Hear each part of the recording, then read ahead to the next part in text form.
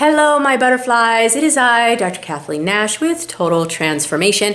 And in this video, I thought I would take you along with me to the grocery store where I'm gonna go ahead and pick up something for my dinner tonight. And I'm gonna show you the kind of food that I eat on the daily so that I can have up to 3,000 calories a day and maintain my weight loss. If you're interested in how to do something like that, then make sure that you keep following me after we cue the intro. Let's hit it.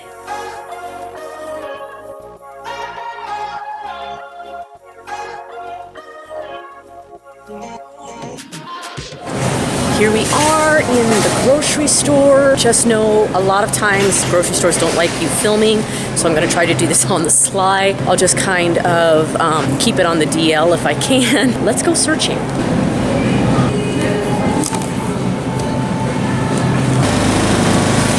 I'm not actually eating the guacamole tonight, but I wanted to get some, so there you go. This Smith's has an amazing cheese section. They just have better cheese than normal.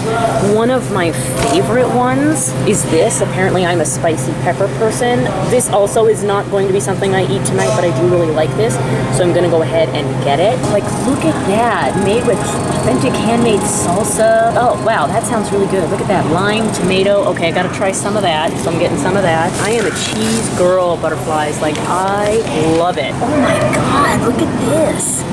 Rubbed with a blend of black tea and bergamot oil. Oh my God, like that sounds amazing. All right, I just ruined half their cheese department. Did you guys see that? Yeah, okay, I'm getting that. And then this one is really good. This has onions and chive in it. Like, this is awesome, but I think I have some, so I'm not gonna get that. They have just amazing Jamaican jerk spices. Oh my God. Just amazing. Buttercups, nobody has that, but they do. No, I'm just looking right now. Whiskey cheddar. Okay, I gotta try that too. Here we go.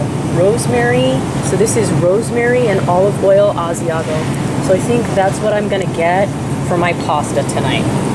Oh my God, did you hear what I said? For my pasta tonight. It's not pasta, it's spaghetti squash. I'm so used to eating spaghetti squash as a pasta substitute that I don't even call it the right thing anymore. Isn't that crazy?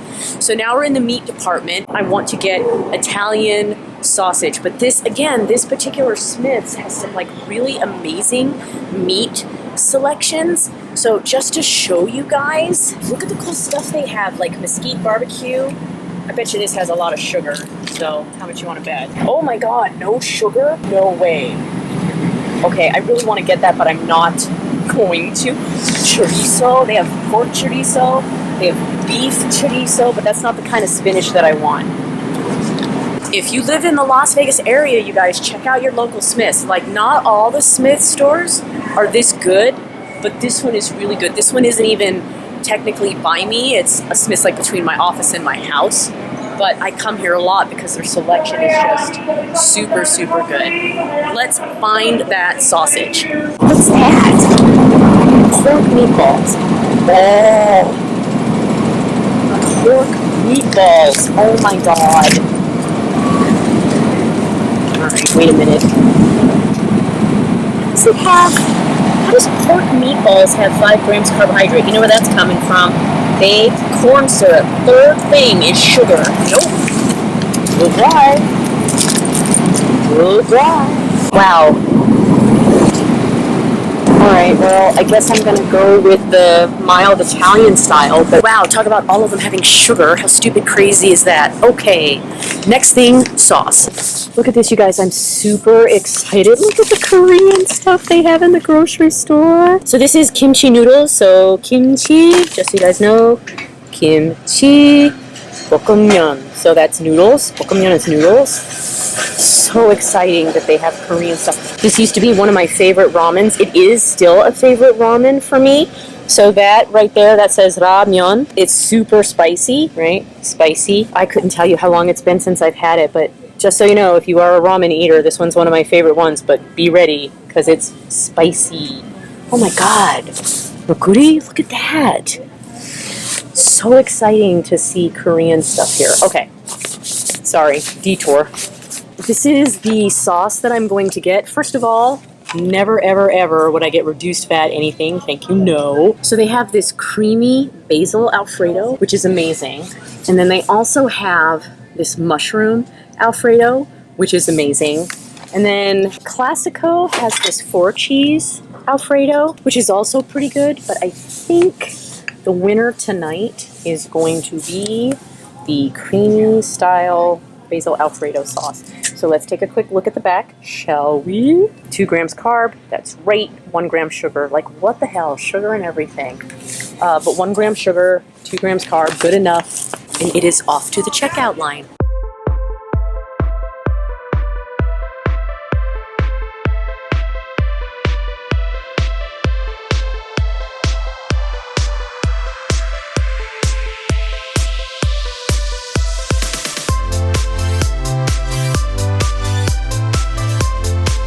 $40 worth of cheese. You know your girl is crazy. It's gonna take me forever to eat all that cheese, but oh my god, some of those flavors, right? Like super exciting. Okay, so it's already after 8. I'm hungry. I wanna go home and eat.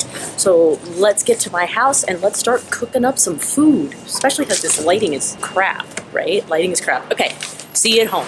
And we're heading home. My groceries in one hand and Kuna will be in the other. Meow. Here's my boy. Where's that bunny? Where's that baby? Dear that bunny boy. Hi. Dear cat, look at that. So he greets me at the door and then he leaves. What? Bunny! What is that? Right? I got to pet him for a second and then he goes running off.